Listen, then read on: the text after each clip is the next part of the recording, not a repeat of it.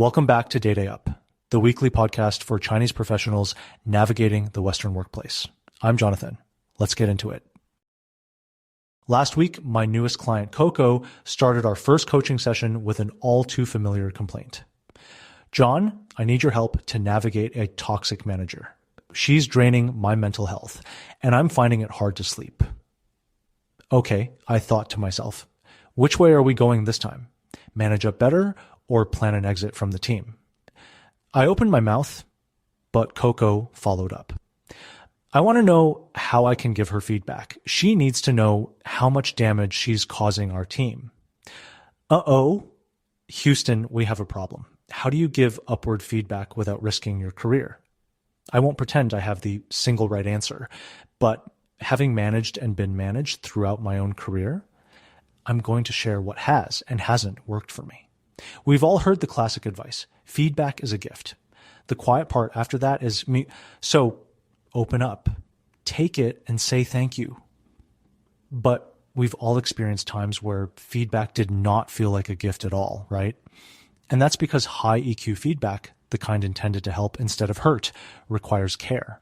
So deliver feedback as you would like to receive it, wrapped. So here are 3 steps to criticizing your boss without pissing them off. Connect, create shared reality, improve reality together. 1, connect before you correct. Start by asking permission. Feedback that wasn't asked for feels like an ambush. Feedback that they welcomed feels like a conversation. I've been reflecting on how our team works together, and I have some observations from the ground. Would you be open to hearing them sometime this week? I care about keeping our team close, and I want to help where I can. By saying this, Coco shows care and gives her manager the dignity of accepting her feedback. Then, before the conversation, be the bigger person. Assume positive intent. I know when someone is haunting your sleep, this feels impossible, but she probably isn't waking up each morning planning your misery.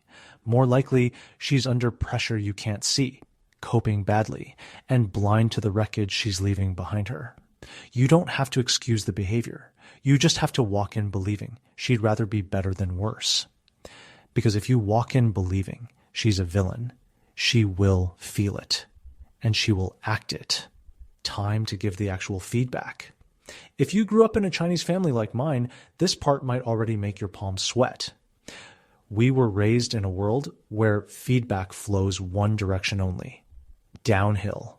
Teachers correct students, parents correct children, bosses correct employees.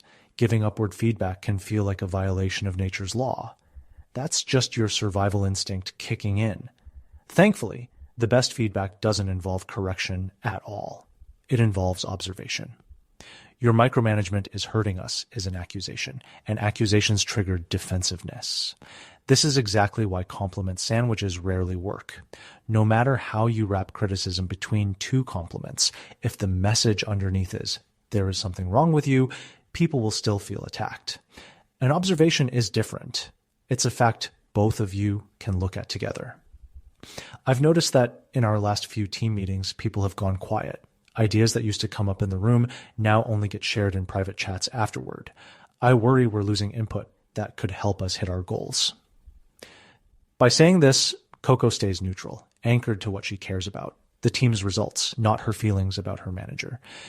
Then comes the most important sentence in the conversation. What are you seeing from your side? Now, Coco isn't the prosecutor, and her manager isn't the accused.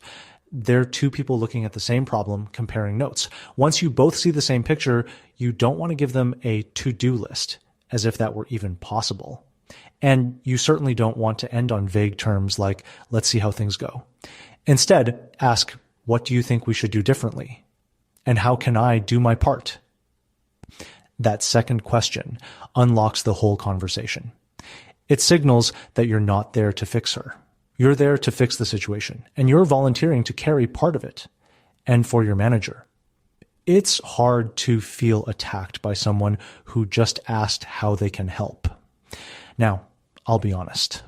This works with senior leaders who are difficult but reachable.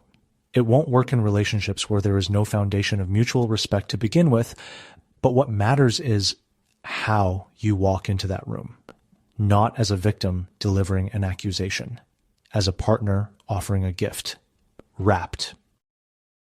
All right, that's your growth tip for this week. Now let's take a melon break. Spain versus Argentina. Your water cooler cheat sheet. No matter who wins, today is the day. The World Cup 2026 comes to an end. This afternoon, the whole office watches the same game, and Monday morning, everyone will have an opinion.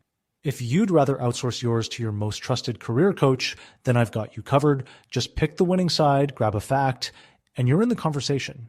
If Argentina wins, Argentina has a history of dramatic World Cup performances. Diego Maradona's infamous Hand of God goal against England in 1986 was scored with his fist. There was no VAR back then to review the play in slow motion. The referee didn't see it, and it stood. 4 minutes later, he scored the goal of the century, dribbling past half the England team. 2 of the most famous goals in World Cup history, back-to-back. Messi is 39, and he is still their whole engine. He is nicknamed La Pulga, meaning the flea, because he is small, quick, and almost impossible to catch. He's played over 200 games for Argentina and scored more goals than anyone in their history. This is almost certainly his last World Cup. They're the comeback kings of 2026. 12 of their 19 goals this tournament came after the 75th minute. This is a team that refuses to lose even when they're playing badly. If Spain wins, between 2008 and 2012, Spain did something no country has ever done. They won 3 straight major titles. Euro, World Cup, Euro. Their passing style even has a name, tiki-taka, 1,000 tiny passes until you fall asleep, and they score. Despite being a soccer giant, Spain didn't win their first World Cup until 2010. The great late bloomers who finally cracked the code. This Spain team just set a World Cup record. 6 clean sheet wins in a single tournament, and goalkeeper Unai Simon now holds the record for most shutouts at one World Cup. Nobody can score on them. At least, not at the time that I'm writing this. Here's how you can use this topic in small talk next week. Yes, you will. Daily Up is written, produced, and hosted with love by me, Jonathan Lee. To learn more, check out my free weekly newsletter for communicating in the Western workplace, read by over 2,000 Chinese professionals. Just search Daily Up Jonathan and you will find me. That's all for today. See you next Sunday, 我的职场小伙伴们。